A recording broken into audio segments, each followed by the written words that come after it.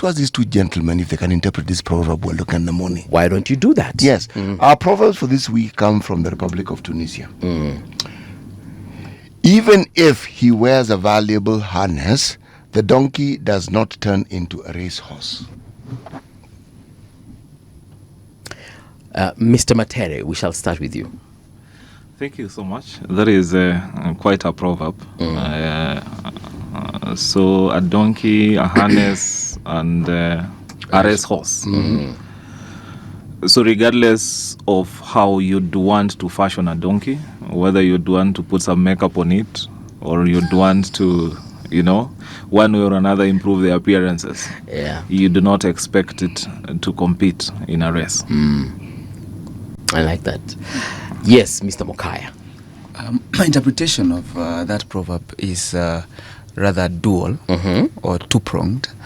A donkey has its capacities and its strengths. Its strengths are not particularly to run races. So whatever you want it to look like, its capacities are known and its strengths are known. If you want it to run a race, it will fail terribly. However much you make it to look like a racehorse. But if you want it to carry burden, it will do it in stellar ways. So then the long and short of that proverb to me is you can't gauge a fish by its abilities to climb a tree. But there are fish that climb trees, yeah? Yeah, I like that one. The city, what do you think? Well, fish climbing trees, lipstick on a pig. Yes, so quite the definition. City. They always say that if you see a tortoise on a tree, then surely somebody placed it there. You're not in your kweli kabisa. That's Otieno Mokaya. He's an advocate and also a youth leader, and he's an aspiring member of parliament. Wakili, ulisema hiyo constituency yenye inaitwaje? It's a very popular constituency these days because of many reasons. The first reason is that our daughter is breaking records, Ellen Obiri. The other Obiri cannot account for CDF funds. And the third reason is that Mokaya is about to account properly for those funds. All right. We also have another aspirant. That is Alex Matere. He's the executive director, Youth Breed Kenya. Na amesema billboards zake ziko all over Westlands. Mheshimiwa, yako ni gani? Alisema wayaki we bro. Oh, sini Westlands. And when you say Westlands, kubwa. Okay. Wayaki but I'm using his words. I'm also using his words. Okay. Wayaki is a thoroughfare.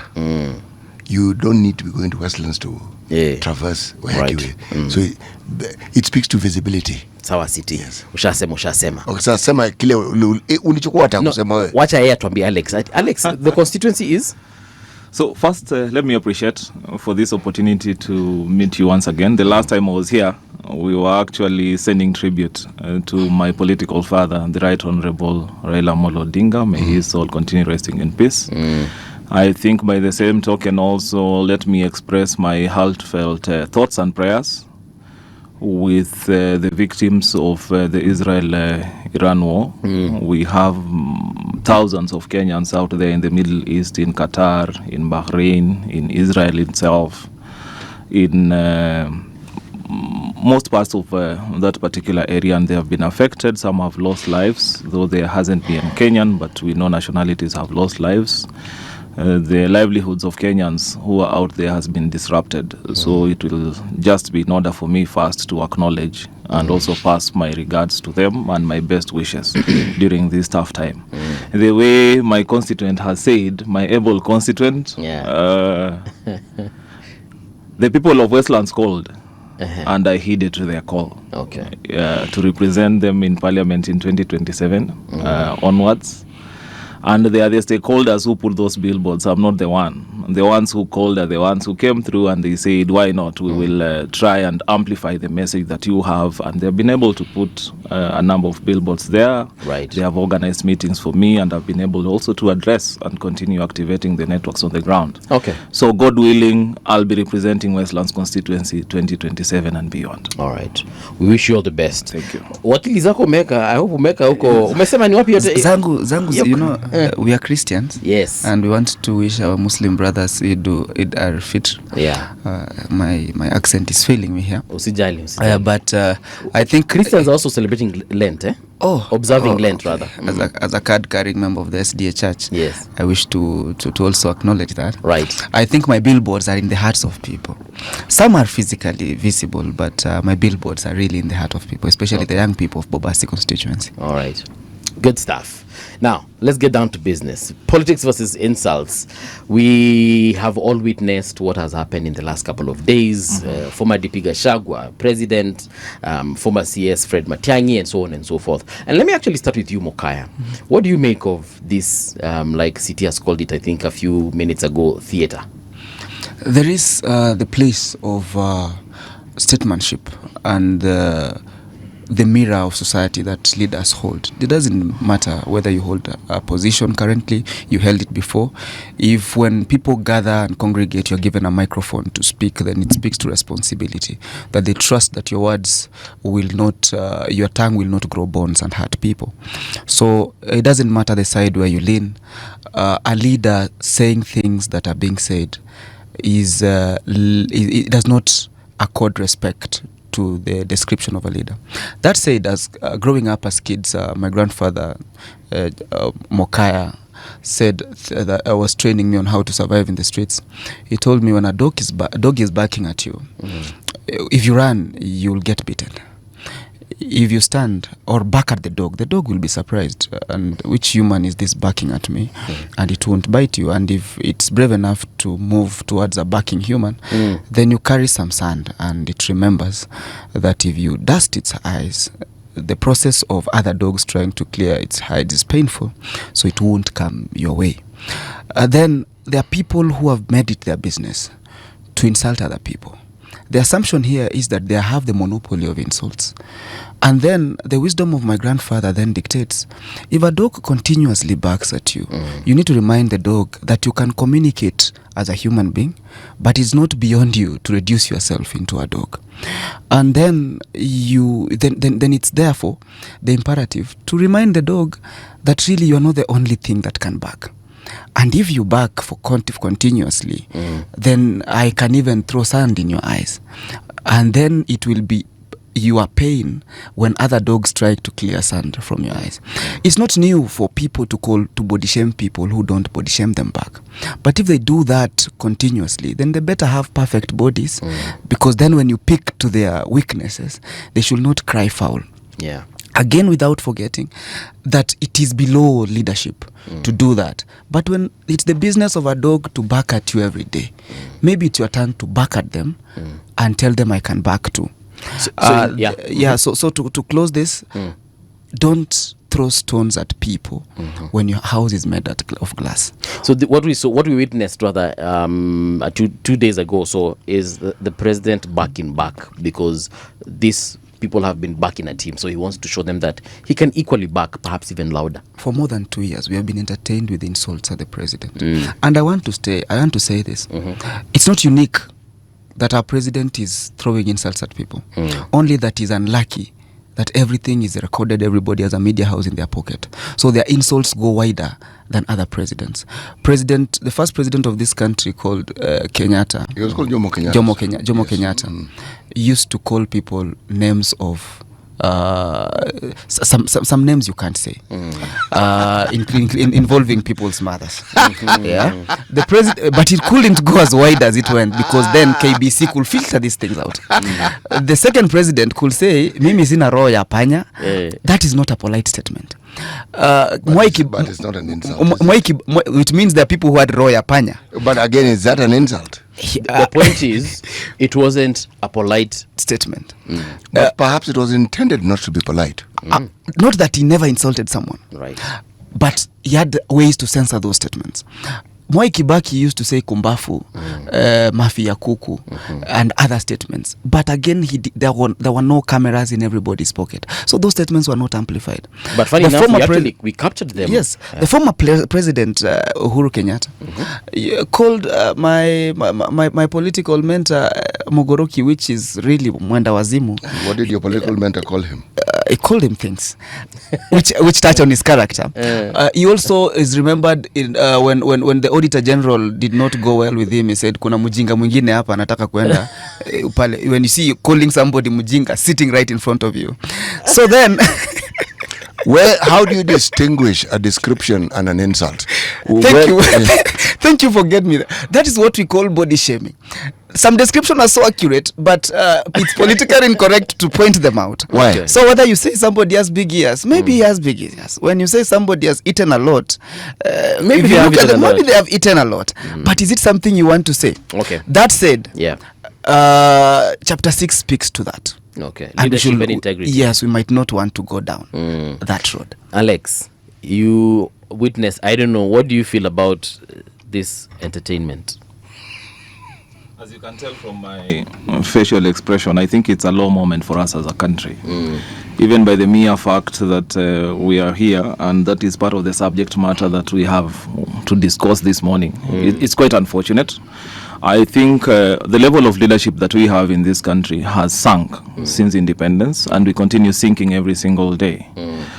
Kenya is a highly heterogeneous society, very diverse, about 45 plus ethnic communities. We have different races, we have different creeds, we have different religions. We have diversity even in terms of the physique of the Kenyans that we have. We have those ones that are fat. We have those ones that are slim or thin. We have those ones who are tall. We have those ones who are short. And all manner of matrices that can define the Kenyan people. Yeah. And therefore, it's quite unfortunate that at the national political stage, we can sink down to the level of body shaming. And for this one, I charge the president, because he's the one that is holding public office. He's the one that has been given mandate by the Kenyan people to represent them. Article 131 of the Constitution speaks of the authority of the president. And one very interesting one is that is the symbol of national unity. Yeah. So as a symbol of national unity, whether I'm tall or I'm short, whether I'm fat or I am thin, I'm supposed to feel Kenyan when I see the presidency in place. And therefore, him stooping that low, I think it's quite unfortunate that he has gone as low as he has done in the past 2 days, trying to body shame the politicians on the other side.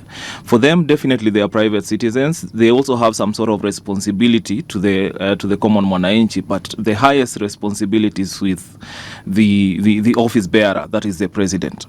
Secondly, the Leadership and Integrity Act, it says that a public officer, whether in private or in public, has to conduct themselves in a manner that brings honor and dignity to that particular office that he occupies on behalf of the people. And the president coming out to body shame Kenyans, not necessarily opposition leaders or his adversaries, I think he falls short of the expectations of the Leadership and Integrity Act. And for me, I think it's also a smokescreen, just basically a charade to escape from the real problems that continue to bedevil the country. As we speak, we have about 1 million young people that are not employed. We have guys who are still struggling with fees. We have guys who are struggling with healthcare. We have people who are still struggling with the floods. Even at that particular juncture, it's basically less than a week when we lost almost 50 Kenyans across the country.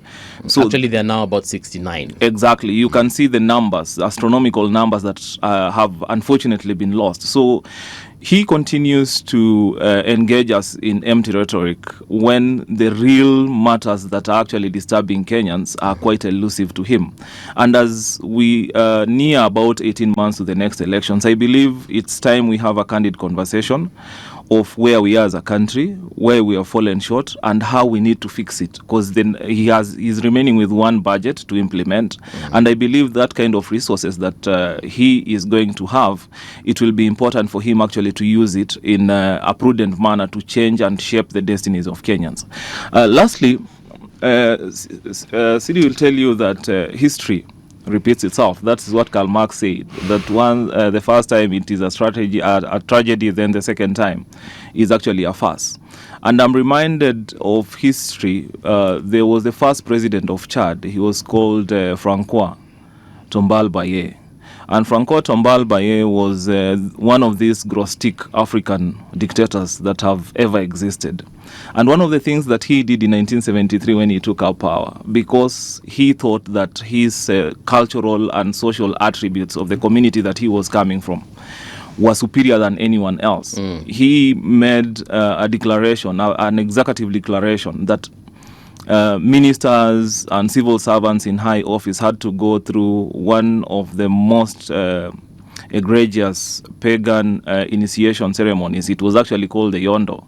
So you can imagine the ministers, the senior officers in the army, senior civil servants had to go in one of those areas, and they had to be flogged, they had to be whipped, they had to be there was a bit of facial scaring, there was also a bit of some egregious stamina tests. For instance, you would be naked, then you are forced to, crawl over a nest of ravenous termites, just to be able to be initiated into government. And therefore, I think, as history has taught us, we need to double down on a very serious note on attributes, specifically the narrow prisms of the leaders that we have, lest we now fall into the trap that Ombalba put the people of Chad back in history. That is actually something I'll go and read up on, because it's very crazy. Not really that crazy. It is crazy. Consider the narrative. Ati nikupatia position ya CS alafu nikwambia utoe nguo uanze kulalia termites. Actually, that was just one of the things you did. There were even mock burials where what you're buried alive. Yes, mock. So you don't you're not dead. Yeah. The narrative was that he was trying to pull his people away from the influence of the French, and he was trying to inculcate them into their own traditions. The unfortunate thing is he alienated a very large population of his country, especially the north and a bit of the south, where they were Muslims. They're not putting up with those pagan practices at all. It is not difficult for power to infuse someone's mind to the point where their activities have a great divorce from reality. That it's not unusual. Power does that too. Consider, Paul, people whom you know, who at some point or the other have acquired a little, monetary lift, and they, in their own eyes, they think they are rich. They actually change the way they behave, the way they talk, the way they relate to people. Money too, and within a short time, when that money goes back to where it had come from, or some other place, then you find the person you knew before you. They go back. It's the influence, because it's not the money. It's the power that it brings with it. We see it with members of parliament, a very humble, sensible person. Now I'm talking to you too. Very lovely people whom when you meet you like, then they will get those positions. And suddenly they cannot be found, they cannot be seen, they're always very busy. That's power. Nothing wrong with the people. Power does that to you. So now imagine you are a president of a third world banana republic. Okay? President. Him, he doesn't see himself as president, he sees himself as king. Okay? And he feels he has the power to do everything that he can. It is not unusual. And if you look at why it is the European nations got rid of their monarchs and their kings, it was for that reason. Because one, these people actually thought that it's God. And you hear, so wow, they represented God directly and they could do what they liked. And people, after a while, figured, this is nonsense. Yes. So it's not unusual. One of the reasons why democracy has been heralded as one of the best ways of governing people's aspirations is because at the center of the doctrine of democracy is the people. Okay. Now there are those who, in the elitist thinking, I've always said that when you have democracy being practiced in its totality, you then allow a process that brings about change in the lives of people to be determined by people who don't fully understand. That is one of the highest forms of insult I've ever come across. You don't need to have an academic education to understand what is good for you. You actually don't. But let me take the president's side for a second here and just try and understand him, because I have actually been in a place whereby people are always throwing things at you, they're insulting you and they're telling you things, and for a while you take it, but you realize if I let this go on, it might get to a point whereby we will never get rid of it. So you have got to fight back. Perhaps that is what the president is doing. He's trying to tell them that, look guys, if you want us to go to the mud, you know what, I can actually take you there myself. perhaps that is what we are witnessing with the president, Mokaya.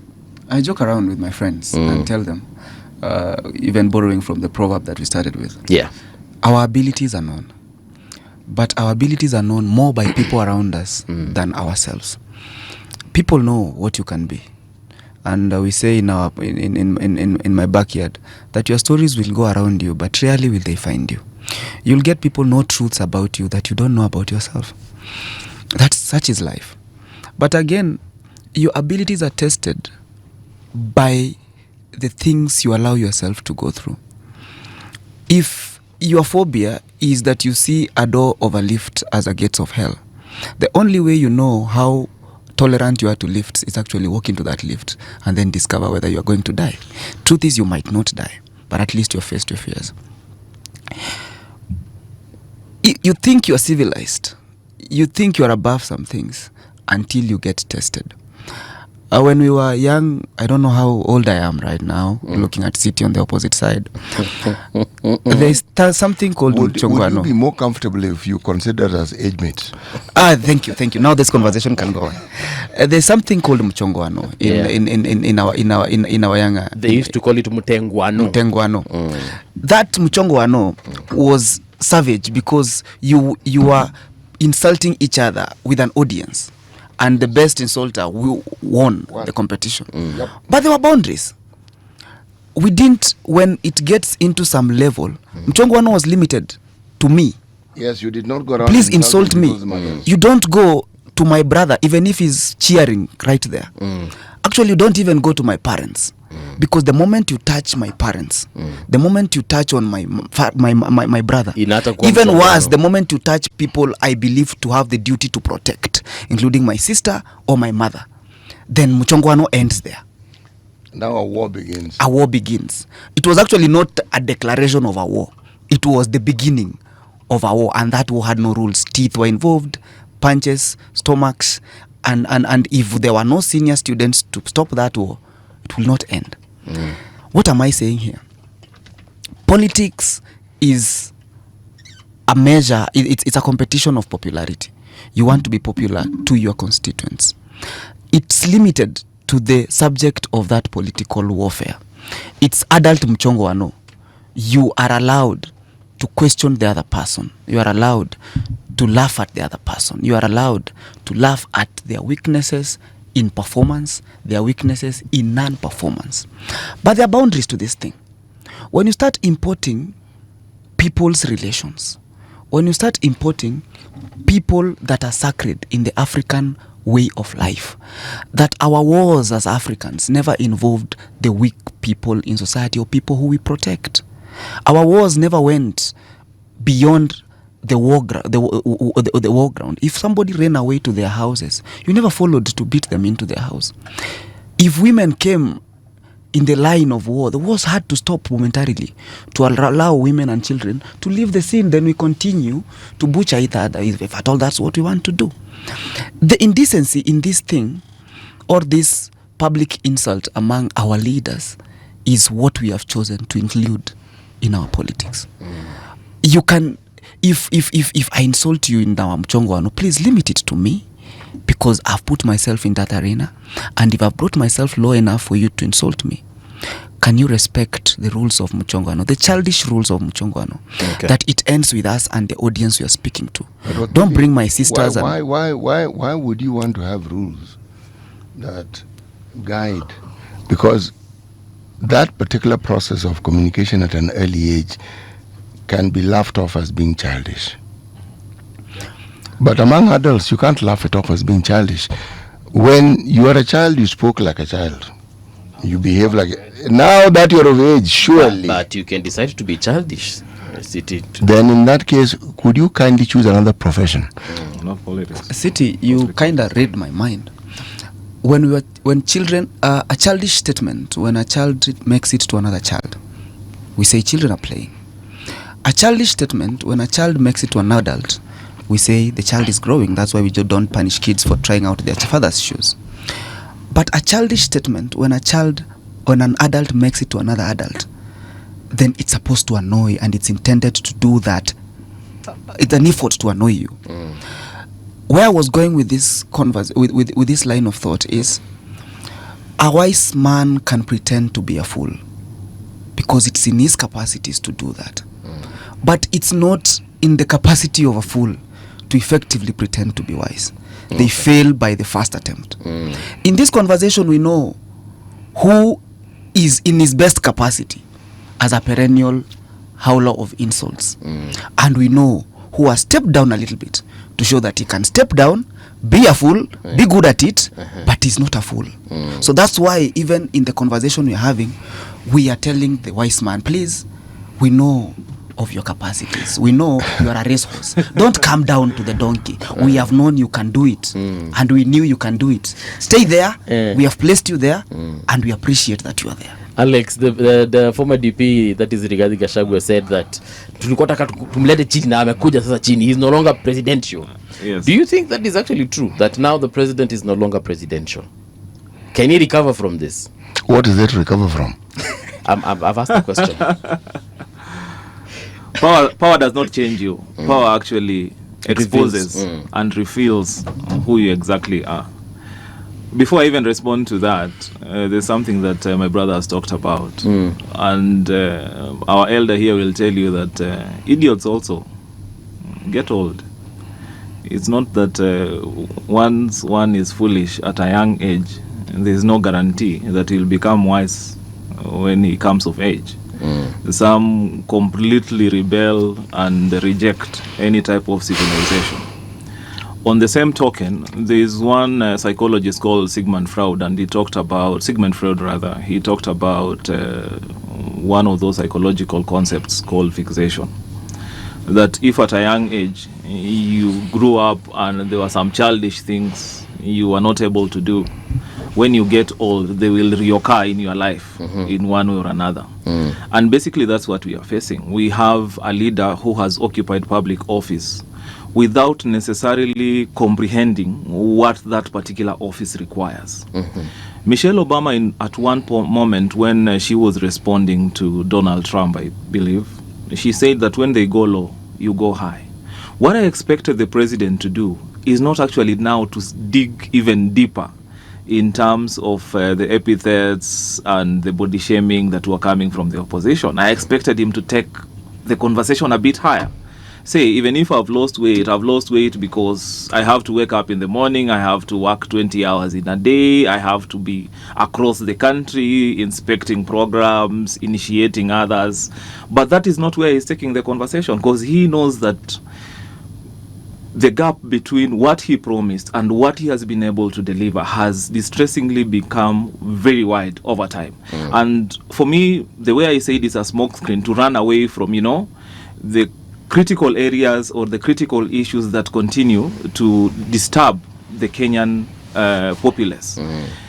Another segment of looking at this, when we were growing up, because we're basically in the same generation, there was a program called The Bold and the Beautiful. Oh yes, I remember it. The Bold and the Beautiful used to come on KBC, and I was a director at KBC at some point.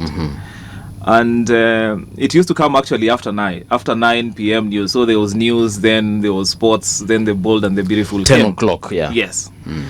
And for all of us, I believe we were raised in more of an African family setup. So your parents would allow you to watch all other programs, you'd watch news, you'd watch even the sports. But immediately the sports ended. Kalale. No, they would just turn and look at you. And that gaze alone, once they knew that The Bold and Beautiful was coming, it would just send you to your bedroom and sleep.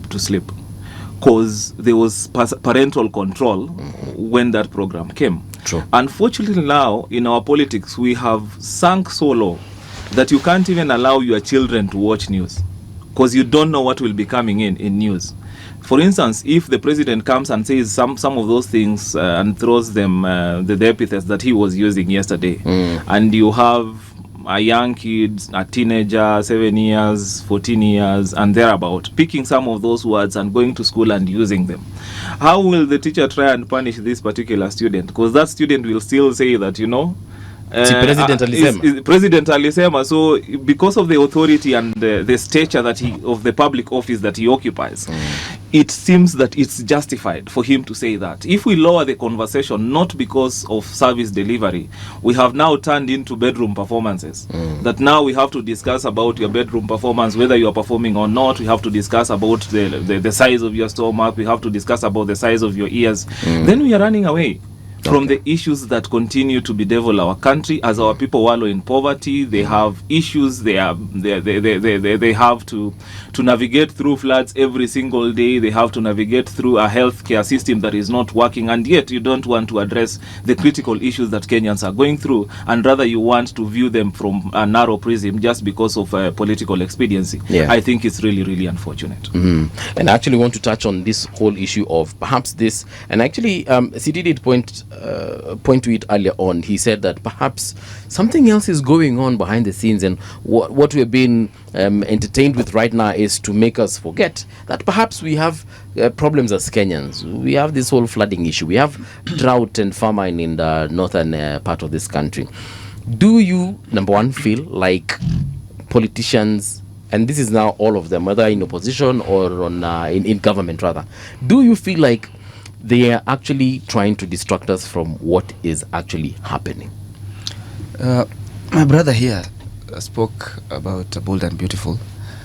I was not privileged enough to have the pleasure of my parents looking at me in such a way. Because we didn't have a TV then. Oh, you didn't have? Yes, but there's something that I can relate to. In the Seventh-day Adventist, there's a program called Family Life. So that is when children are allowed to go out so that parents can be taught on how to raise you and other things that involve parenthood. And I believe things that the Bold and Beautiful might have been showing. And so the censorship was the same.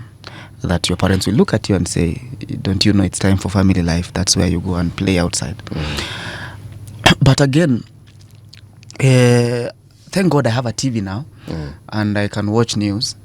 And I wish Bold and Beautiful will come now so that I can look at my daughter with the same eyes. Because I have the eyes. But on a more serious note, it's funny how we want to blame the crow for taking the chick, but we don't want to ask the hen its contribution to that act. Yes, we have lost the chick, which could have become a hen. But if the hen stayed where it should have been, then the crow could not have snatched the chick. It's funny how now we realize we have TVs and we could have censored our children.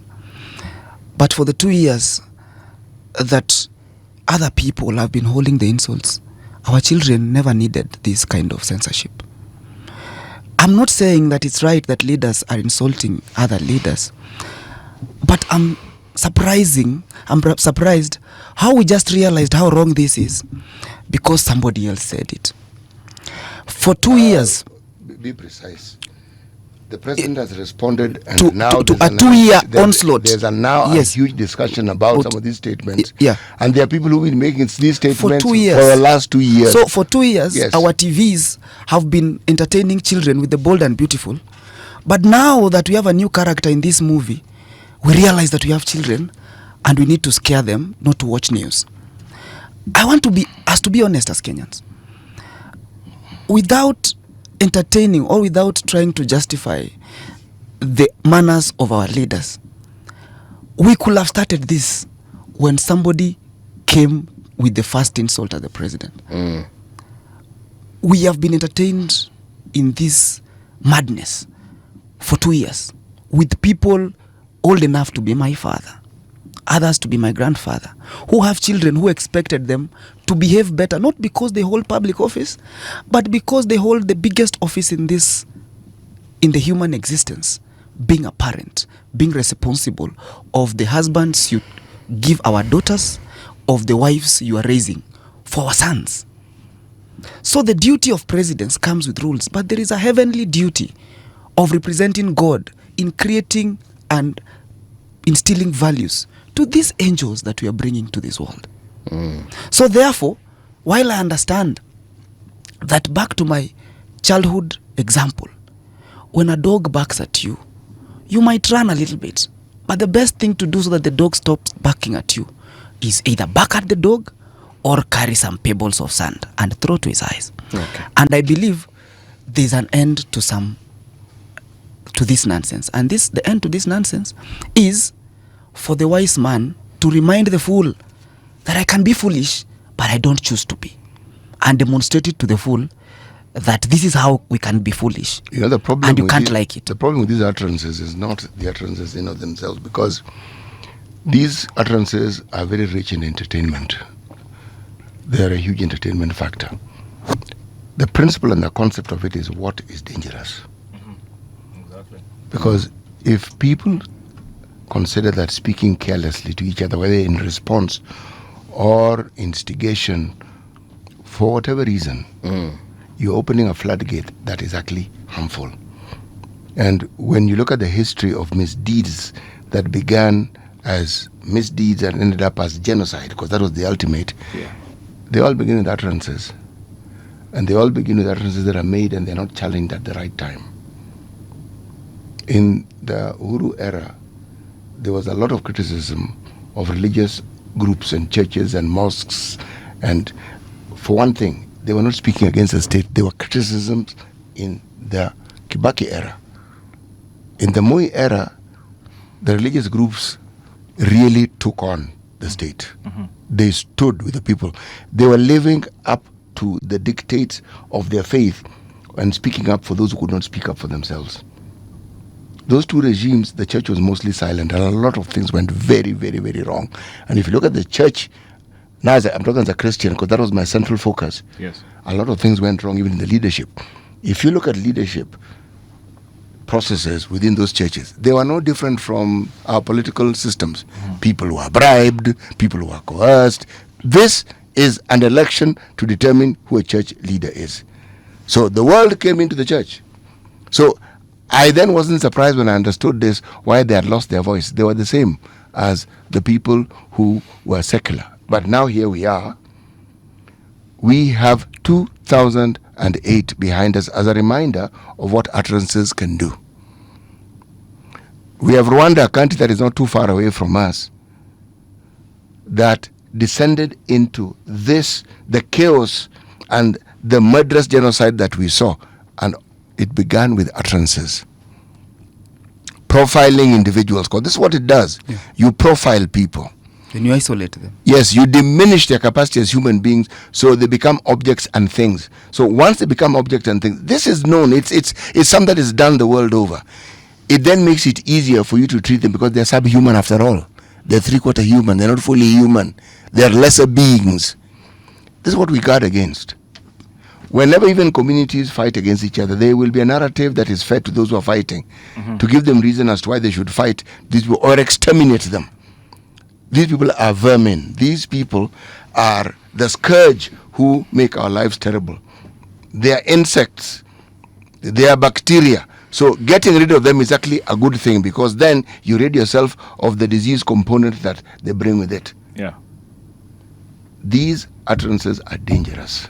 They're entertaining, and at some level you actually feel we are seeing sides of these people that we don't publicly see. The truth is this: they cannot be encouraged at whatever level and at whatever form. Get entertained for an hour or two and then look at this thing seriously and realize this is where our problems begin. Because if you allow these utterances to go unchecked, in stations such as this one, you're going to be hearing people coming and uttering some of the vilest tribalistic things you've ever heard of. We will have lit that tinder keg. It'll be now a free for all. And that isn't good. For us, it isn't good. That is the beginning of the disintegration of this nation that we know. You know, there are some politicians who've been saying some very crazy things. You remember that time Babu Owino called President Uhuru some very nasty words. Yes, exactly. And actually at that time, I thought Babu Owino was going to be arrested. Mi nilikuwa nangoja jamaa by the afungwe na tumsahau. Alishikwa, by the way, usifikiri ati hakushikwa. In some dungeon somewhere. Walishikwa, there was one Friday walishikwa yeye na like-minded individuals. Yes, watu ambao wenye tabia mbovu kama yeye walishikwa wote and they were put in. That wasn't enough. If you look at the battle that NCIC fight, it is these things. Yes. When you look at parts of the country, let me pick Marsabit specifically, okay? And the problem that Marsabit has had. What do you think sparks of these things? Utterances. People say crazy things, and some of those fellows don't take well to some of those things. You say something crazy, they pick up arms. And before you know it, people have died. People who did not need to die at all. So, when leaders think that they have a free-for-all when they can utter the things that they want, and where you're right, Otieno, it is not when the president speaks that we then censure. There are people people like Gachagua have been saying some of the craziest things you can hear. Otieno Kajwang is my friend. That man says some crazy things sometimes. And you wonder, where is this thing all going? Now, these are things that we must speak of because they are harmful. We don't need to go far into somebody's history. Our own history. What do you think happened in the year 2008? One word, madoadoa. That was it. Yes. You had already segmented these people. You had reduced them. You had dehumanized them. So now, the atrocities that we don't speak of, the number of young men who disappeared, who it is said were buried in mass graves, what do you think caused all that? True story. All right. Mokaya, do you think the government has delivered, and perhaps that is where we are seeing what we are seeing in terms of what I thought I'd give a rebuttal on that first. Oh, yeah, sure, why not? Yes. Yeah. So let me first cue from where the elder has left and allow me to use that term to our friend, Muga. There is an institution that ranks failed states across the world. And in their latest ranking, Kenya is actually position 32 among those countries that stability is under question. We have all the attributes as our neighbors. Someone said once that Kenya is an island of stability in a sea of turbulence. If you look around, DRC has fallen, South Sudan has fallen, Sudan itself has fallen, Somalia has fallen, Burundi is a foregone case. And so basically all our neighbors around are what we can call banana republics or just failed states. The attributes that contribute to a state failing, all of them we have it here. We have ethnic competition. We have a disgruntled, disillusioned, and disappointed youth. We have about 75% of our population being below the age of 35. The youth unemployment rate in this country stands at 65%.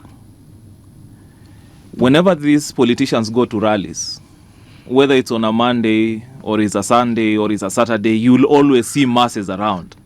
One thing that really disturbs me is that they do not question why there is always a crowd around. How come these people are not out there working? How come they are not there out there earning a living? It's because these people do not have any jobs. They do not have any income generating opportunity. And this is what should be disturbing to the political class of this country. Unfortunately, they don't want to handle the tough bit of it. They would want to go for simple rhetoric and, the entertainment and the excitement, not knowing that we are a precipice. If there's something that really pointed out on Kenya being on a precipice, then is the Gen Z demonstration or the Gen Z revolution. Because we merely lost this country. And going forward, the way Muga has said, I think leaders have to be really measured in the kind of utterances they give publicly. They need to be checked. NCIC has to rise up to the occasion and call out some of these leaders. Definitely has not been able to do that, but I know commissioners, I think they advertised and they shortlisted. Yeah. I believe in the next 2 or 3 months, there would be commissioners there. My last bit on that would be just a comparison of the kind of leaders that we used to have then during what would call our founding fathers. We had the likes of Kwame Nkrumah, we had the likes of Amilcar Cabral, David Dako, Modibo Keita. They used to put their thoughts on paper and they used to argue out their leadership ideology and the vision they had for their countries. Yeah. Unfortunately, the kind of leadership that we have now cannot exactly do the same. So when you go back to history, even if you just Google Kwame Nkrumah, you'd get quotes right? The independence of Ghana means nothing if the entire Africa is not free. But when you go and quote, probably just Google William Ruto, then you get a statement like someone has tumbo kubwa, someone has masikio sijui imekaa namna gani, someone is not performing in the bedroom. So you can see the clear distinction in terms of the kind of leadership that we deserve and the kind of leadership that we have. Fortunately, we are 18 months to the election, and I believe the Kenyans are watching. Kenyans are not fools. Our voters are not fools. The Gen Z have woken up. The millennials have woken up, and they are going to make the right decision when it comes to the trajectory of this. Can I ask you a question? What is it that we do that would determine and make us fools? You say we are not fools. What is it that would make us fools? Number one, falling into political rhetoric. Because politics is about inclusion and exclusion. It's about my people and your people. For instance, when leaders come out with such remarks, and I think if you take a spectrum across the country, you would see which particular areas are calling him out and which particular areas are not calling them out. You would see, for instance, supporters of Rigathi Gachagua cannot come out and call him out. The same way you'd have the president's supporters not coming out to call him out. And therefore, they fall into this trap of the political rhetoric that comes with the politicians. Because for them, they see, okay, this is our person, would have to basically embrace him despite what he's bringing on the table. There's one philosopher who said that Africans, as long as you are a bad leader but you come from my community, I'll embrace you rather than a good leader who comes from a different community. You know, there is something we refer to as our lived reality. Yeah? I've mentioned Rigathi Gachagua, and I've also mentioned the MP for Homa Bay Town. Mm-hmm. And with good reason. Is it Homa Bay Town? Yes, you're talking about Kaluma? Oh, yes. Homa Bay Town? Yes. Uh-huh. No, Gachagua is not MP for Homa Bay Town. Certainly is not. Yes, that one is out of the question. The reason why I mentioned these two is this. Their utterances can be very divisive, but unfortunately, there are people who follow those utterances and believe in them. Why? That's where the lived reality comes in. Mm-hmm. Rigathi Gachagua has many faults, but the things he says have semblances of truth. Our politics is, in my opinion, exactly as he describes it. If you remove all the garnishes and all the flowers that attach with it, it is exactly as he discusses it. And we cringe because it's the truth we like to pretend we do not believe in. But that's our politics. If our members of parliament come from regions, except for the big towns, where people speak a language similar to ours and many of those people are your relatives, we are already tribal. So this utterances that, oh, Kenya is one Kenya without tribe, nonsense. We are tribal. Having accepted that diversity, does it mean it's negative? It is not negative. Mm-hmm. In fact, it's one of the most beautiful things that any country can have, because that diversity teaches you things that nothing else can. It teaches you how to live with other people. At the dawn of independence of this country, it was recognized. That's why civil servants were never posted to the areas they came from. Never. Even when you went to education, we had a Form 5 and 6, you never went back to the... You would be taken as far as possible from where you came from. Why? There was an understanding that Kenyans needed to understand how the rest of the country functions. Okay? Politicians have found an easy path to success by holding that tribal card and furthering the interest of their group. That isn't bad unless it comes from a position where, for instance, the region Rigathi Gachagua comes from has had 3 presidents. 3. So people feel when you have 3 presidents, it means for the time these people have been presidents, the vast majority of what we call development has gone to that region. That is also not entirely true. Mm-hmm. It is not. But if people believe it to be true, then it will be true. Tribal politics has an appeal. When it becomes dangerous is when it is them against us. And these people, when they gain something, something's being taken away from us. Now, that's where that particular politics becomes divisive. But if all that somebody is doing is championing the interests of their people, that is what members of parliament do. Every single day. Yes. Actually, that's what they're elected to do. Yes. Go speak for us. Yes. That is why they've actually asked you to do that job. So, if we wish to have an honest conversation, even if somebody is your person, when they're wrong, please admit that they're wrong. Mm-hmm. If they've done something that is illegal, then it is illegal. It isn't legal when it is your person, and it is illegal when the same thing done by someone else is illegal. This dishonesty in our discussions is part of the big problem we have, because we speak with forked tongues. On the one hand we say this, on the one hand we say the other. We are disingenuous. We are not honest with the conversations we have about our politics. When we speak in a public forum like this, we sanitize our discussion and we want to say, behave and think and speak as though we are all, very balanced and partisan. There are those who will tell you, I'm Kenyan first, then I'm this other person. Bro, these tribes are nations. We are nations within a nation. And that identity is a good thing. You must be proud of it. But you cannot hold yourself to be superior to other people, because you're actually not. You may have had an early advantage historically, but that's it, an early advantage. Now, what the politics of the times then requires was for this equalization to take place. The writers of the Constitution knew this. They understood it. So ask the question, in your generation, why are you people pulling us back? The idea is to move away from that politics, because we've seen what it does. My generation has failed completely to sort it out. Now you people are following in our footsteps. City, one of the biggest conversations we have, even in the children's court, is the nonsensical war between people trying to change identities of people so late in time. Omosingi first, then I'm Omobasi, then I'm Omousi, then I'm Kenyan, then I'm African, then I'm a global citizen. That does not change. It doesn't matter how much you educate me. It doesn't matter how much you tell me that I'm tribeless, clanless, or whatever. I come from somewhere, and there is nothing wrong to identify as such. There is something beautiful about both insults and jokes. For them to achieve their intention or even their goal, for a joke to be funny, it must have a very big element of truth. For an insult to be annoying, it must have a very big element of truth. But as human beings, there are truths we don't tell people, because those are truths that make them weak. There are things when we say sifa, doesn't mean it must be praised. Kuna sifa mbaya. But the reason we don't say sifa mbaya to people directly is because it has a bad it has a bad feeling to them.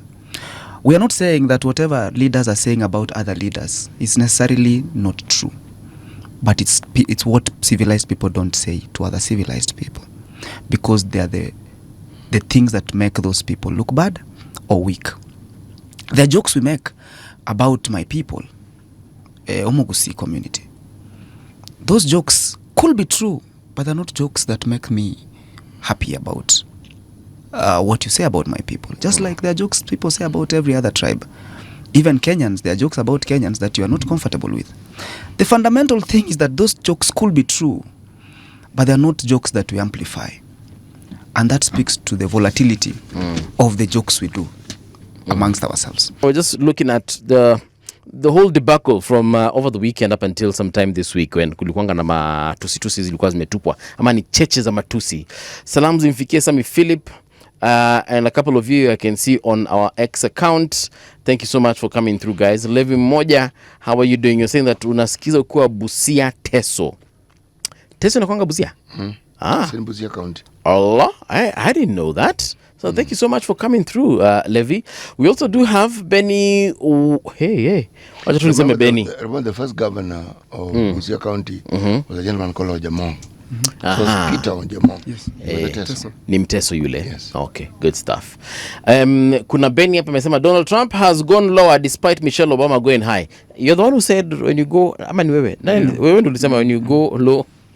There's also a comedian here in Kenya. He goes by the name of Mulamwa. When you go low, he goes lower.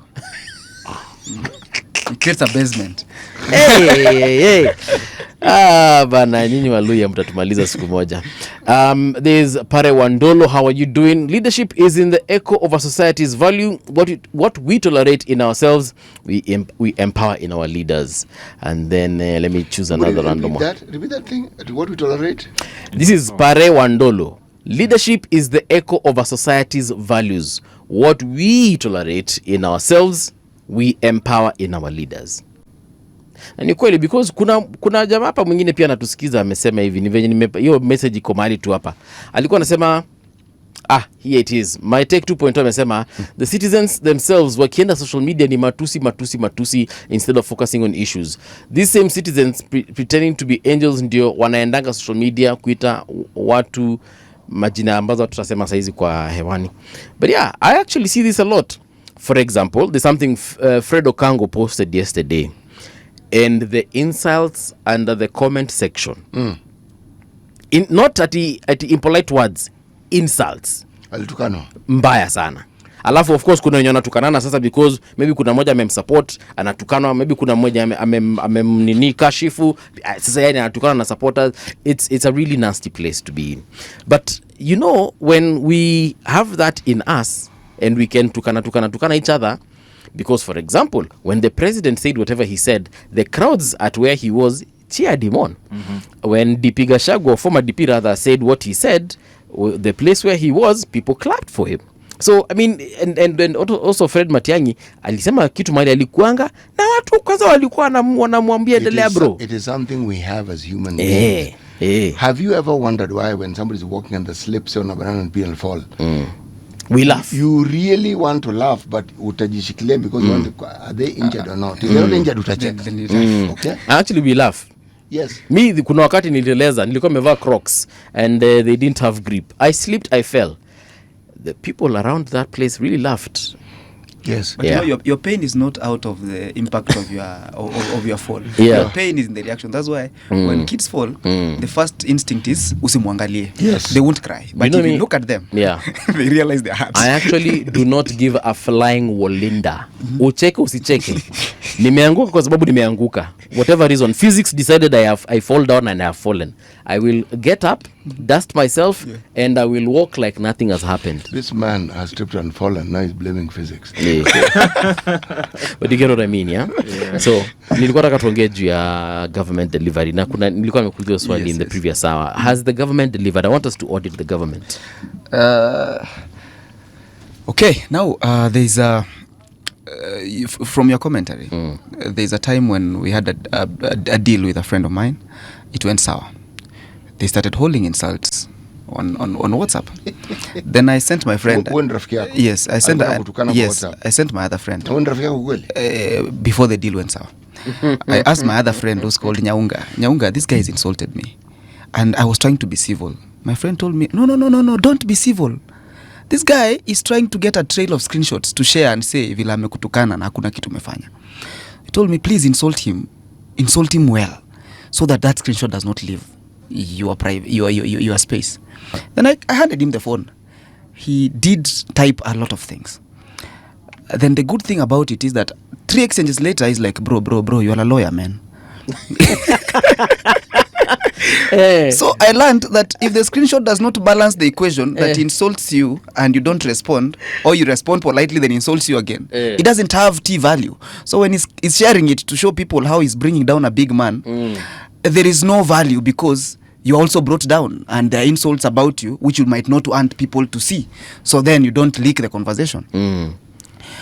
There is a duty of restraint in leadership, and I don't have to say whether government has done things, because number one, I'm not the government spokesperson, though that office has failed terribly.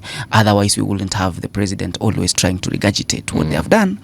And we have a star in that job called Mutua. Okay. Mutua used to do something that was, I think, I'd not seen a government spokesperson do it. He used to call journalists and everybody who cared to know what government does to a hall.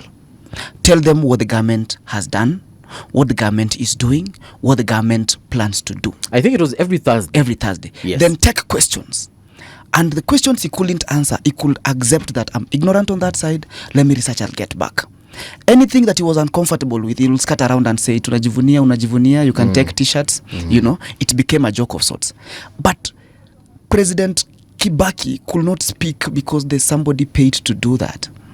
Then you realize the finance bill that we complain about in 2024, in my view, might not have been the worst finance bill. What sparked Kenyans is the recklessness with which people in government defended that bill. A member of parliament holding a ranking position was quoted saying, whether ni mbaya ama ni mzuri, we have numbers in parliament na itapita. And I dare say that is what caused that anger.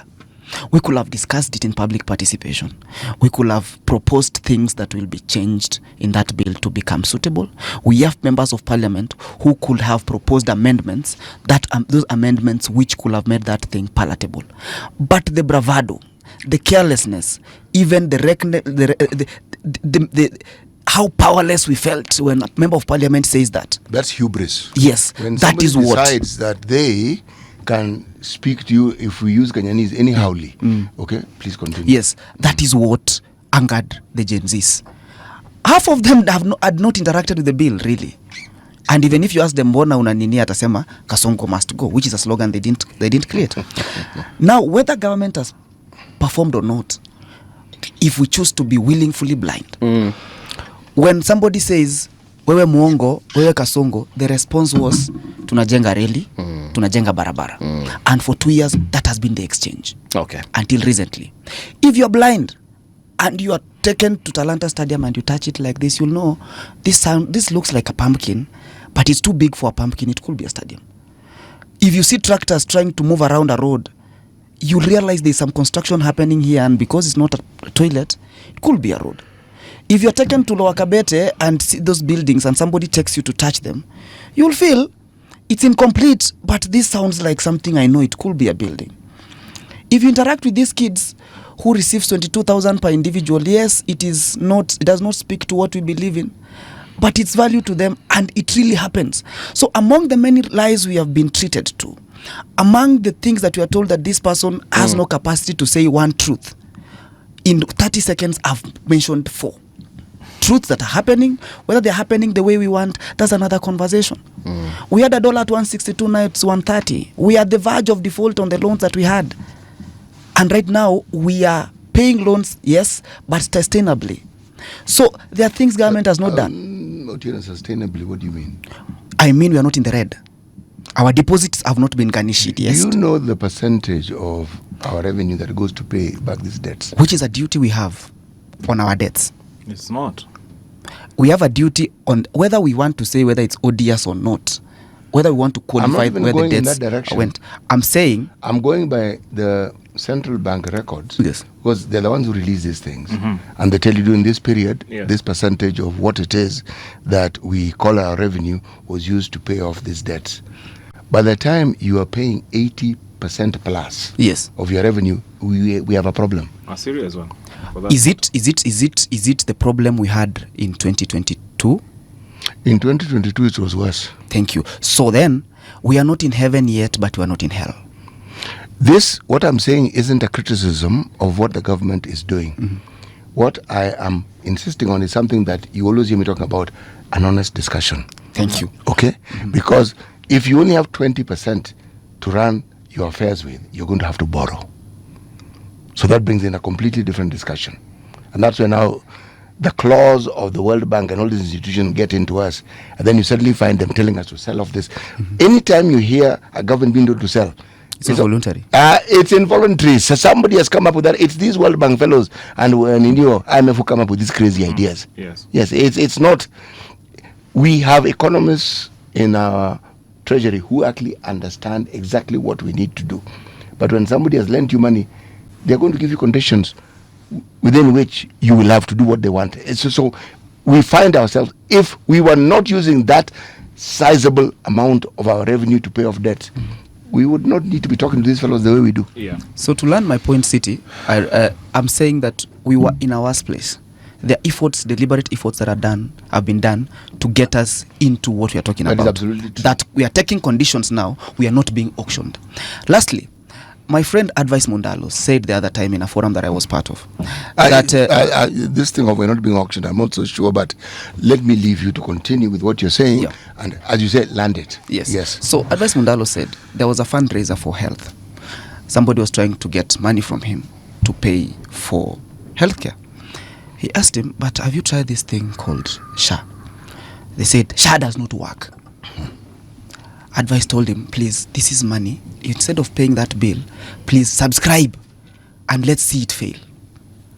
that conversation did not continue in the same way because somehow that bill was settled and the amount they needed to fundraise, actually, that person was able to raise. I'm not saying that... Through SHA? Through SHA. Okay. So, there is the fixed mind that we have to oppose everything. And there is the brilliance, even the wisdom, to look at things from your view. Say, this has worked for me, this has not worked for me. This is happening, this is happening. The blanket opposition is what I don't understand. What I'm saying is, we have our own failures. But what I also don't understand is why the government, who have all the information, do not put up a counter to the narrative that has been prevailing, because the prevailing narrative is what points to what you're saying, where everything isn't working. And when you get to specifics, you realize that is not entirely true. There's something Alex had said earlier on in regards to healthcare. Yes. Yeah. And of course, Rafiki Topive, he has tried to elaborate from actually a practical perspective. But what is your perspective, not just on health alone, but just on government delivery? On government delivery, first, now there's a cliche that I think it's spreading like bushfire, that Ruto lies all the time, and all the time Ruto lies. Ruto lies. Well, that's a narrative that somebody has crafted, and I'm sure they're propagating it as much as they possibly can. First, on the issues of healthcare, yesterday I think Itumbi posted something about Kerugoya Hospital charging cash on patients, and yet SHA is supposed to be working. These are their glaring inefficiencies. Itumbi works for the government. Itumbi works in the government. In fact, he was shooting himself on the foot, discrediting whatever was happening in... maybe he was just exposing... On the other side, right? Maybe he was just... So there are glaring inconsistencies in terms of the implementation of SHA. From my point of view, you start But if I may ask, on just the wait, system was first. he exposing the inefficiencies of SHA, or was he exposing the wrong that is happening, some criminal activity in that hospital? It basically, because it's a spectrum, so it's basically about the implementation, right? It's about the sensitization. It's about also the uptake of the people responsible. Are they implementing SHA the way it had been designed? Okay. Yes. So basically, mine is it's a bird's eye view on the entire system, right? And it starts with the operating system itself. And City, if you remember, it is one of the most expensive systems that the Not world one of has the ever most. seen. We've never seen a more expensive system in our country. It is So about it's not 100 one and of what? the most. 106 billion or something. 104 billion. 104 billion. You're president mingi. 104 billion, right? Yes. The entire revenue share that goes to counties, as per the budget policy statement that was passed the other day, is 420 B. So this is a third, that you can use a third of what goes to counties just to develop a system. You wonder where this system is, and even the server, where it's located for us to be able to use that kind of money. Does the system work? I don't think it works, because for the cases that we have been able to see, we have people complaining all over about the implementation of SHA. Then, he has actually also pointed out on whether someone was able to onboard it or not. Yeah. And sometimes we sit on a high tower and think that 7,000 shillings or 8,000 shillings is accessible to every Kenyan, right? Majority of Kenyans cannot be able even to afford that 7,000 shillings for healthcare. Where have you grouped these people who cannot be able to afford these 7,000 shillings? They allow you to pay in installments, just in case you didn't know. You cannot be treated when you are paying installments. Once you appear in a medical facility, you have to pay the total amount before services can be rendered to you. And those are some of the loopholes that are there. Yeah, what I understand is you can actually pay the full year through a hustler fund, if I'm not wrong. Then now unalipa hustler fund pole pole. Yes, exactly. Yeah, and hustler fund, it's a foregone case. You've seen the kind of reports. No, we actually don't know. It's not supposed to work. Now let me come to the the real idea first. I mean, when he says we know, I actually don't know whether the hustler fund works or doesn't. That's the blanket opposition we are talking about. We shall get to the hustler fund. Does not work. Come on, hustler fund does not work. Tumalize ya health kwanza. Yes. So let us finish first on the health. I really wanted him to talk about the hustler fund, but anyway, let's talk about health. I'm coming there. Yes. We will get there. So on health, right? The president was in Kakamega the other day, I think the day before yesterday, talking about issues of Nairobi Hospital. Yeah. And you've seen unbridled dictatorial tendencies towards trying to control what an otherwise private hospital operation and the board has been able to come up with. You've seen even a very old doctor, a respectable Dr. Obwaka. Dr. Obwaka, about 80 years old, being taken to the cells on a Friday so that he basically can just be intimidated to hand over the hospital and, change even some of the directors there. Unfortunately, the president is addressing this issue in Kakamega. I come from that region, and I can tell you without a doubt that 70% of the people that he was addressing have never even been in Nairobi in the first place. Probably the farthest that they have gone is Kisumu. For them, when you're talking about healthcare, can you talk about the level 5 hospital of Kakamega, which is a magnificent edifice, if you ask me, but with no equipment, no medicine, no medical practitioners there to attend to them. Those are the issues that Kenyans want to hear. Those are the expectations of Kenyans on the president when he comes to the region. Yeah. Don't come to Kakamega, then you start talking about issues of Nairobi Hospital and how you'd want to, streamline it. Talk about Kakamega Hospital, talk about Bungoma Hospital, talk about Trans Nzoia Hospital, and what you are doing to improve access to healthcare when it comes to this population. The other bit, I don't know now if I can move just far ahead. Yeah, sure, please. My friend also talked about the issues of construction, that everywhere, Kenya is a construction site, right? The closest I think we have, City and I have the advantage of using, the Mau Summit Road. And we've seen the kind of imbroglio that is always on that road whenever we are going down for festivities. Mau Summit Road, during Uhuru's tenure, when the contract had been given to the French, it was 150 billion. Ruto takes it up less than 2 years later. It is 200 billion. A difference of a whopping 50 billion. And yet, we are supposed to stand up and clap for him when we have brazen corruption that we can be able to see, when we have an explained hike in terms of the infrastructural projects that are coming up across the country. Look at even what we are talking about, the affordable housing.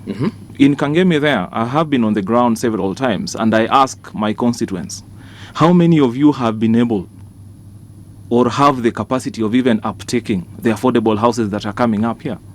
Majority of the people who live in our inner cities, our informal settlements, that ideally this housing project was meant for, do not even have that capacity of paying up for those houses. Did you meet any one of them who is able to? They don't. They live below $2 in a day. How can they be able to service that kind of facility? In your interactions, you didn't meet a single Kenyan. I did not meet, especially in the geographical setup that I was in. All right. When you cross the road, definitely to the Loresho side, you would meet someone who has the capacity. But on the other side of the road, that is now Kangemi, Bottom Line, Mishegwe, they do not have the capacity of uptaking the affordable housing. So these are part of the issues that continue to bedevil Kenyans, and the government does not seem to have a solution for that. Look at the pending bills fiasco. Right, you've seen Kenyans who are entrepreneurs, Kenyans who have supplied counties, have supplied national government. Some of them even committing suicide. We have so many of them under depression because government cannot be able to pay the pending bills that owes to Kenyans who have been able to render services or also and this is a Ruto government. And this is a Ruto government. It problem. is not a Ruto government. It's successive governments. But we needed to see some sort of deliberate and strategic intervention in terms of handling these pending bills. My last point would be on what City had talked about, the debt issue. Last year, but one, I was privileged to bring in the country the former president of Nigeria, who is also my political mentor, Olusegun Obasanjo. And Olusegun Obasanjo, one of the stellar things that he was able to do when he took up the leadership of Nigeria is handle the debt crisis. And we hosted him at Kenya School of Government, and one of the topics that he was handling is the issue of debt. One thing that he presented and advised us to do, and also advise our government to do. Can we be able to audit our debt? In the 10-point agenda that the president had actually signed with Raila, one of those agenda items was, are we able to audit our debts? Because we have odious debt, right? We have debt that has been taken over several years back. that cannot be accounted for. Now, the way City has pointed out, almost 80% of our revenue is actually going into paying this debt, servicing this debt. We are only remaining with 20%. We have even gotten to a level where, in as far as we would want to boost that, we have maintained the exchange rate, the shilling to the dollar, but 80% of our revenue is going towards servicing the debt. Okay. We have gone even worse into an affair where now we are even borrowing to finance recurrent expenditure that we cannot be able to pay salaries unless we get a loan for this particular purpose, which basically points out to bad economic decisions and the bad state of the economy. If you ask the normal Kenyans, 5 years ago and today, when were they likely to sleep hungry? They will tell you today they are more likely to sleep hungry, because life has become quite hard difficult for them. Prices of common basic commodities has also skyrocketed. Unemployment rate, now it stands at about 13%. What are we going to do about it? Nyota, yes, it is a program by the World Bank, and it needs to critically address the given constituent of young entrepreneurs that is supposed to address. And part of the things that I normally say, as having practiced in the youth space for quite some time, not every young person is an entrepreneur. Some just have a skill, they have some sort of training, and they would want to offer their service. So this kind of assumption that all the young people of this country are supposed to be business people, they are supposed to be entrepreneurs. I think it's far-fetched. For me, from where I sit, my mindset is it's actually the older generation that is supposed to go into business, because for them, they have had the experience, they have the capital. Once they leave public service or they leave employment, they can be able to go out there and start businesses. You're bringing a young person straight from campus. He doesn't have experience, he doesn't have the training, and yet you expect this person to establish a business with a paltry 22,000 shillings. I think it's far-fetched. But you can actually offer services. If you get this money, if you're a plumber, for example, you can buy tools. And then now you can actually get jobs, because if you're called for a gig, unaweza kuja na spanner zako, unaweza kuja na screwdriver, as opposed hauna kitu. Na ukiitwa sasa unakuja unaanza kuuliza mdosi wako uko na spana. Unaona? And moving that is actually my point. That rather than investing in entrepreneurship, can we invest in skills development? Because majority of our young people do not even have that skill. How many plumbers do we have that are registered? So you'll give them the money and they don't have a skill. They do not have a skill in the first place. It's better first ensure that they have a skill. So capacity build. Once you build that capacity of having a skill or a training, then you can be able to give them a capital that they can be able to use. Ndio isikani kama tumesahau history ya Hustler Fund. You're the first person nimesikia akisema Hustler Fund ifanyi kazi. Maybe you can give us an insight as to what you mean by that. By me saying that Hustler Fund is not working, it's basically about the reports that have been able to generate. What has the Auditor General said about the Hustler Fund? It was actually supposed 15 billion lost. It was supposed to be a revolving fund. So when you disburse and you have 15 billion missing, how are you now effecting or implementing it to ensure that it's revolving again in the next financial year? Okay. Right? It doesn't make sense. Over to you, Mokaya. Speaking of Nyota, when I go to the ground to look for votes, there's an urge to speak to the online ground, to tell them, actually, I'm serious about that thing. The person who does that for me is called Mutonga. When I call Mutonga and tell him, niko ground, kuja na kamera unipige reels za pale social media, he tells me, Mheshimiwa, utanitumia pesa ya kamera.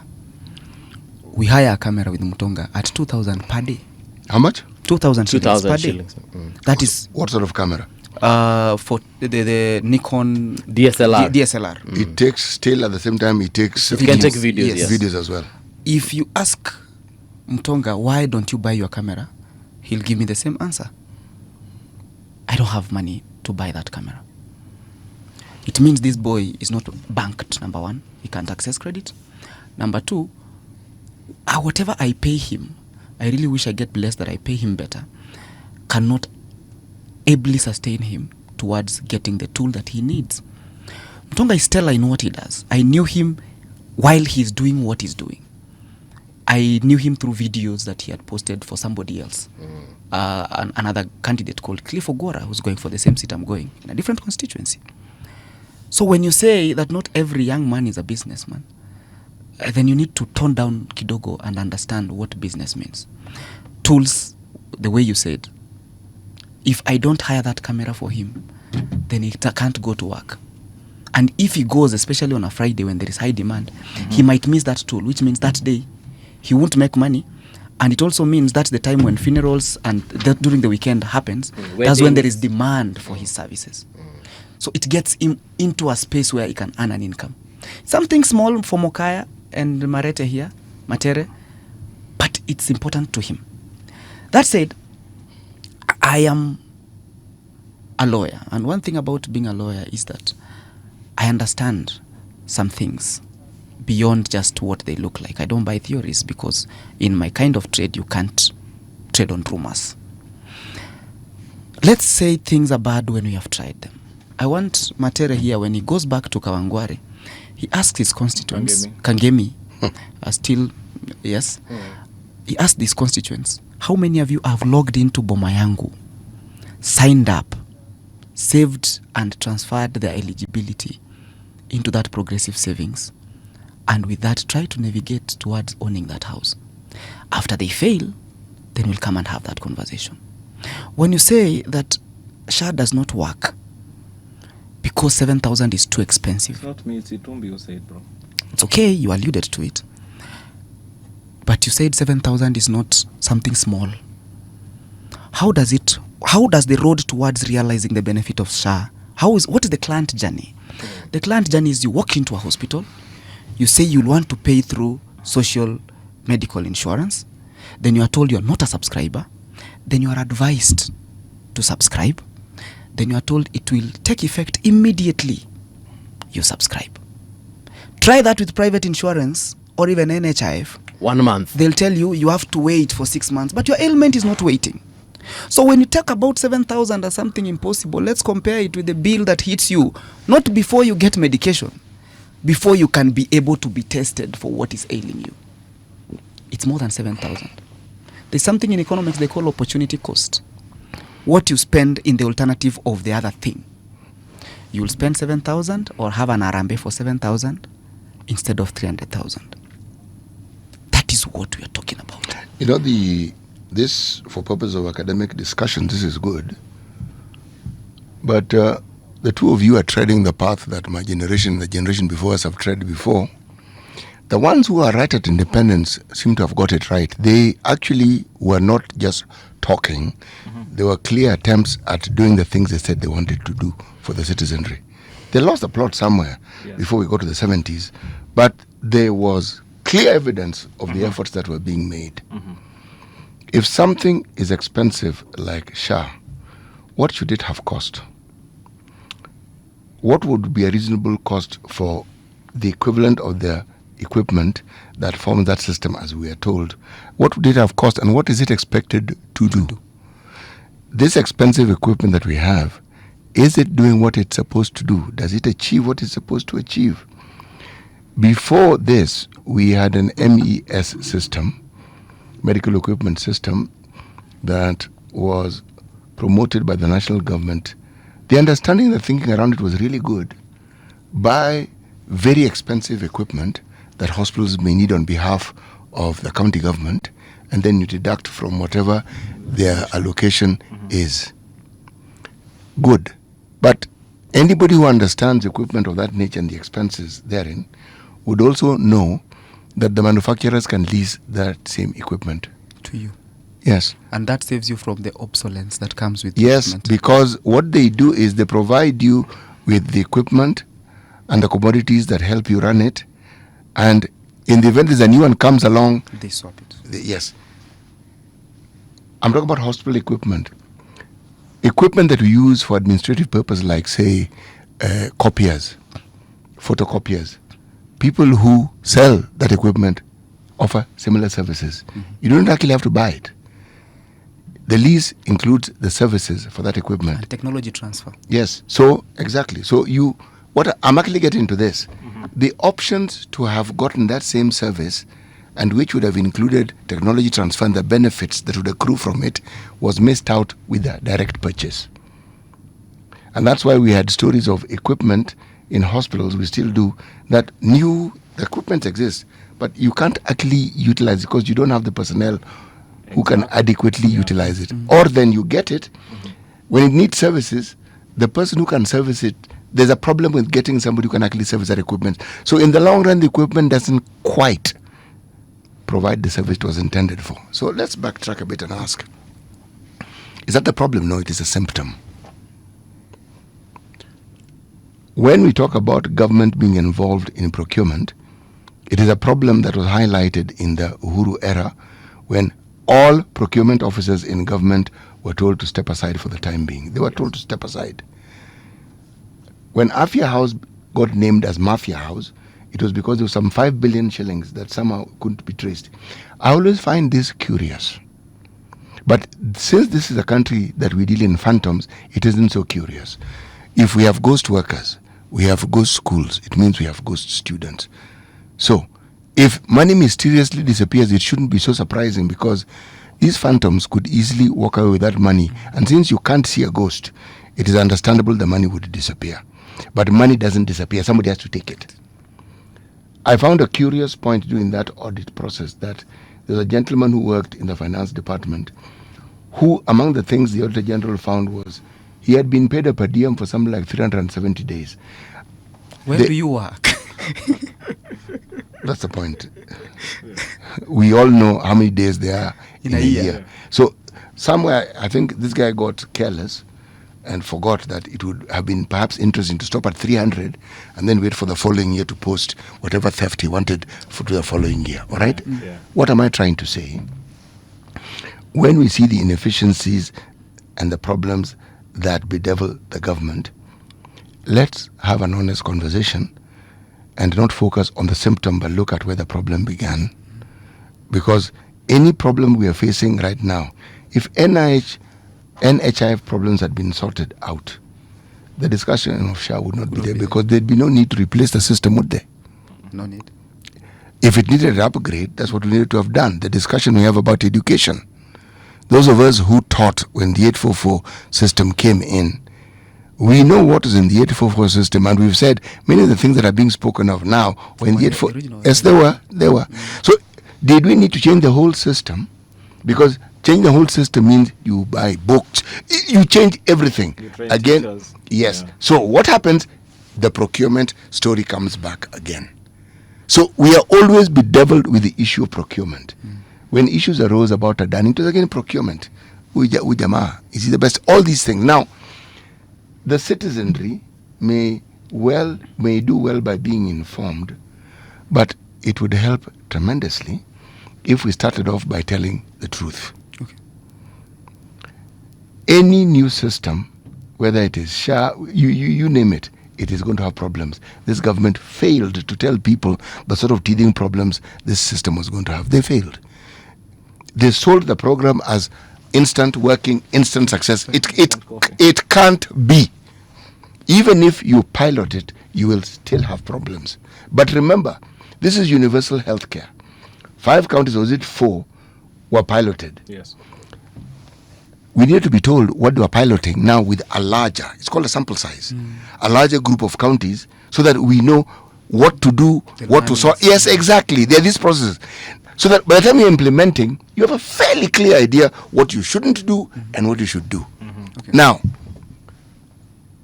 I am of this persuasion. When we politic and we wish to point out the things we can do, we spend a lot more time on telling the public the things that our opponent has not done or the government in position has not done.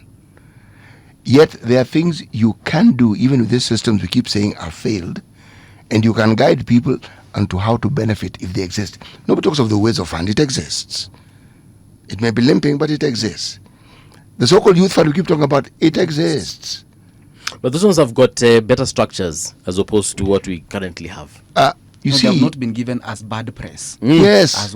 Again, it is because they have better structures. No, Paul, it isn't the structures that I'm referring to. These funds had huge scandals at some point. What was lost in the conversation is those who benefited, because some people must have benefited. Yes. And I'm not talking about people who are reported to be walking around with sacks of cash. Not those. Okay? Something must have been done that was seen.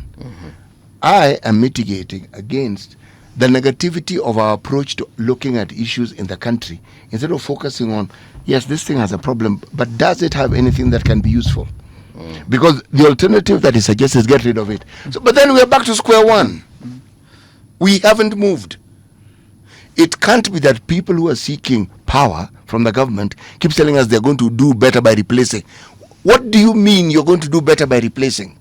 There's something that Mokaya, you said in regards to perhaps even what CT is saying. You said that you're not the government spokesman. Yes. And so you will not, speak on their behalf. I'll speak of what I know is true or what I believe is right. Before he came in, I was saying the customer journey towards SHA or SHIF is what we should focus on and not blanketly saying that it doesn't work. My brothers here said the youth fund does not work. But you can't turn youth fund or not? The youth, the hustler fund. Hustler fund, yes. Hustler fund does not work. But you see that blanket statement is inaccurate. It's politically correct because it might serve his interest. But people were loaned money, and that was the intention. Now, some people who call themselves leaders of this country went and told our young people, "Iyo pesa ni yenu kuleni, si lazima ulipe," and that is where it stopped working. The same thing we are talking. That is also not a true statement. But continue. Yes, the same thing we are saying about Nyota Fund. There are people who have stood on top of Prados and told people, "Iyo pesa ni ya serikali. You don't have to meaningfully apply it." I said here that I'm an advocate, and the good thing is, I've walked through the process of a PPP as a consultant towards provision of a PPP certificate, or at least an approval. The first question you're asked when you present a privately initiated proposal is this project bankable? By bankable, it means, will the money you're putting in come out when all factors are will kept you be constant? able to pay yourself? to meet the obligation of the debt repayment? The second question you ask, is there value for money? Is what you are providing actually realizable, and is it important? The third question you have to answer, what is the public cost-free alternative that you are offering? So when you answer the three questions, and then the fourth question you have to answer is, you will not need government investment. You don't need money to be injected into the project. If you answer the four questions correctly, then you have a PPP. And fulfill you start other the journey. Yes, then now you start doing something called a feasibility study. That feasibility study, now you are given a leader to guide you through what you have done, because you have done initially a project proposal which had a feasibility study. Now you do the ground feasibility study, out of which now the supervisor from government, from the PPP unit, agrees with you. Now that's when you get the approval. Essentially what you're doing is you're providing a public function, but now with a private aspect. So when we are questioning this road, that there was the French and now the thing, I understand something expensive is nothing to celebrate. But have we interacted with the document? Have we seen whether the consideration of the PPP unit was right in accepting that this project is, number one, bankable, there's value for money, and there's no government injection, and there's no free alternative? No, the government is obligated to explain why this thing is going to cost more than it was initially slated. It's incumbent upon them to explain, because if you're talking about a cost increase, remember, these are things that we will be paying for. That's true. So it's not an adversarial question. Let us understand why it is costing more. Is it really that difficult to ask? 50 billion. Yeah, Matere, you were saying something. First, one sage said that when you want to water a tree, you have to do it at the roots, not at the leaves. Okay. What this government has been doing is watering a tree, but at the leaves, not at the roots. How exactly? On this Nyota Fund, and I'm a proponent of skills development and capacity building, I keep on insisting. We have TIVETs. It's a county function. The revenue share that you're giving to counties is 420. It's not even 450 billion the way it had been anticipated in the 10-point agenda. What government would have been doing now is putting a lot of resources, equipment, and staff in the TIVET to train our young people for them to get a market value skill or training. Once they have this, then they can be able to transition into business. I keep on insisting that you cannot give a young person who's not trained in anything 22,000. He hasn't studied entrepreneurship. He doesn't have a plumbing skill. He doesn't have a hairdressing skill. He doesn't have a driver license. He does not have a machine operation skill. And yet you're giving him 22,000 and you expect them to go and run a business. I have to stop you right there. Do you know the criteria that was used for giving somebody that Nyota fund? Exactly. It was basic training for about a month, right? Basic training for about a month. Right. In what? In business development. And that is the issue that I have. For instance, even what he's talking about a cameraman.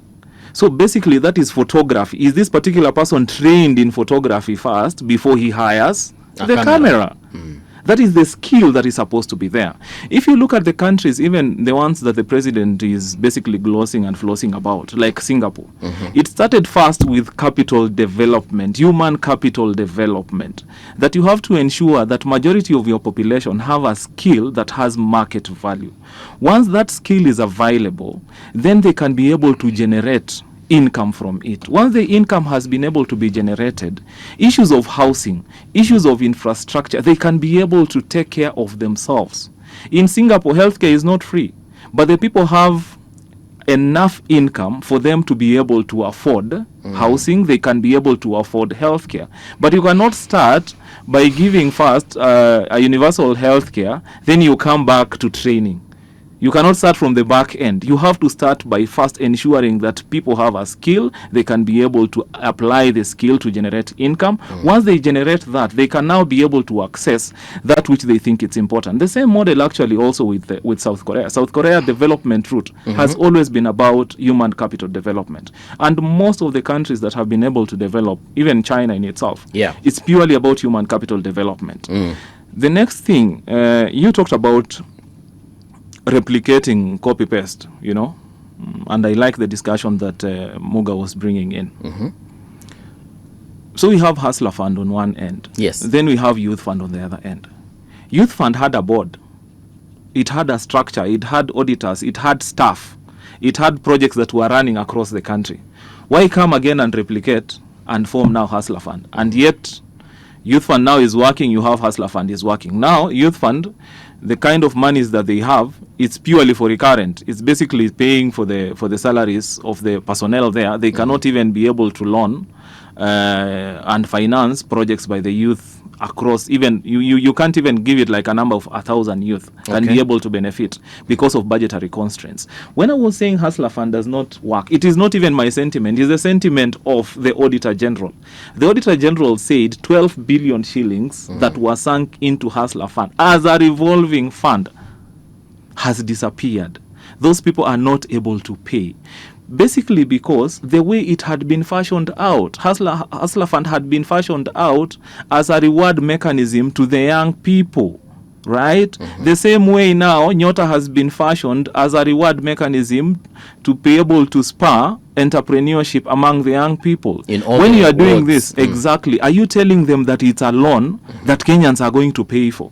Are you telling them that there is a responsibility? Is it a loan? In as far as, yes, it's a loan by the World Bank. This money will have to be paid for. I thought it was a grant. No, it's not. It's a loan. Kenya would have to pay for, and I think the minister also came out the other day, Minister C.S. Oparanya, a man who I really, really respect, came out and said it's actually a loan from the World Bank, and these monies have to be paid for. So the part of sensitization also when these funds are taking up, when we are taking up these funds among the youth, I think it's quite critical, and the youth need to understand that once they take this money, they have to do the due diligence, the fiduciary responsibility of ensuring that they put it into good use. Believe you me, from where I sit, they think it's just a token. Most of them, the kind of businesses that they are going actually to involve themselves in, if any, they cannot be able to ensure that they pay up. Actually, you haven't actually read up on the Nyota Fund clearly. The training aspect, the details of when and how people will be trained, the individuals who are sought, people who had never been captured by previous funds that focused on the youth, who is doing the training. There's a component here that those other funds then have hand-holding, meaning even as you start the business that you are undertaking, somebody walks with you. A reputable institution with people who know how to do these things, engage to do this. There are very many components of that particular fund that you haven't mentioned.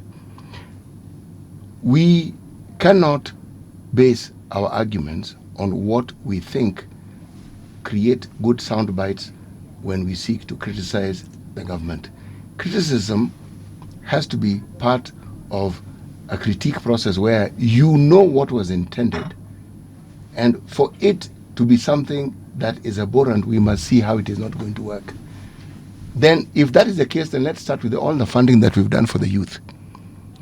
We speak about this not meeting the threshold. Yes, it can't. Do you know the percent? We know that 75% of our population is under the age of 35. That's around 45 million. Our median age is 19. Yes, exactly. So the Nyota Fund seeks to reach 820,000. So it is a drop in the ocean. But It's actually 220.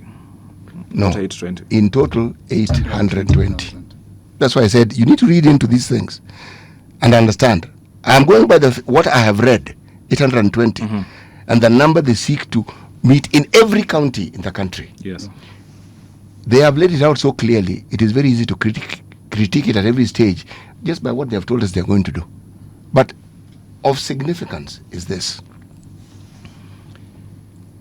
There are faults that this government has in structuring some of these programs that they have. It began with Nyota. Not Nyota, it began with Hustler. Yes. There were red flags everywhere. It's a simple fact. That you can rectify it when you began on the wrong footing is a completely different story. I don't know how you can. That thing was faulty from day one. It's a simple truth. Nyota is different. Nyota is not faulty from day one. If you look at it, and when people talk about 22,000 shillings being too little an amount to change things, I actually marvel, because how many people do you see selling maize along the street here, or selling ngumu with tea? How much do you such a person, if you gave them an infusion of just 5,000 shillings, do you know it would change their business completely? So how can 22,000 not be something that is considered significant? Okay, let's say then this thing doesn't work and it's nonsensical. What's the alternative? Because this is a seed that is being planted. 45 million young people in this country. A good portion of that number do not know what to do. 820, you're not really changing something fundamental, but you are starting to change. You're not changing it, you are starting. You're showing something can be done. City was a teacher at some point, and he'll agree with me that the pass rate, or let's say if you want to say students who scored A- and above against the enrollment in Form 1 could not go beyond 20%. Yes. Does that mean we close all schools because not all students will get an A? Look at the government investment in TIVET and the promotion of TIVET and the recognition of prior learning that we have with the Qualification Authority. There are all these things that the government seeks to want to do and probably don't talk adequately about. Given the number of young people, it's like this youth bulge caught those in leadership by surprise. And there are plans which are now being undertaken to try and meet the needs. They are far from meeting the needs, far. But you cannot say they have not been started. And you cannot say that attempts are being made to try and see how these things can be addressed. The real tragedy of our country is that we moved, all these things we're talking about, we had them. So we actually had them. We had village polytechnics. These things that are supposed to help we had them. We had secondary schools that were predominantly technical. Yes. You had woodwork. Yes. And design. Yes, and there are schools that were not technical, but you are taught technical subjects. So you had a chance to. We had this entire system. This is the government trying to recreate. We had it. We regress. And it's like we delete all those things. That's exactly my point. And then we start again. Now, okay, we are starting again. That history should have taught us that we can do this thing and do it differently. Yes. Okay. Gentlemen, we've come to the end of the show, but I'll allow you 30 seconds each closing remarks. Is the country headed in the right direction, Alex? From where I sit, the country is not headed in the right direction, but there's a lot of hope. 18 months down the line, I believe the sons and daughters of Raila Amolo Odinga, the political sons, are going to take over the realms of power, and they are going to change the trajectory that the country is taking to a people-centered, service-centered government. All right. Otieno, last words. Thank you for the opportunity to speak on this national platform. I'll just honor my grandfather and my forefathers by these 20 seconds of glory. They say in my language that woko na chomoraria onyora kwarengereiri. The direct construction of that proverb is, before you interact the soloist, make sure you have a better song and a better voice. Thank you so much. That is where we come to a close. In the next hour, though, we want to talk about the school's bursary scandal. I don't know if you guys are aware there's some 2.1 billion missing as far as bursaries are concerned. Well, that's a conversation in the next hour.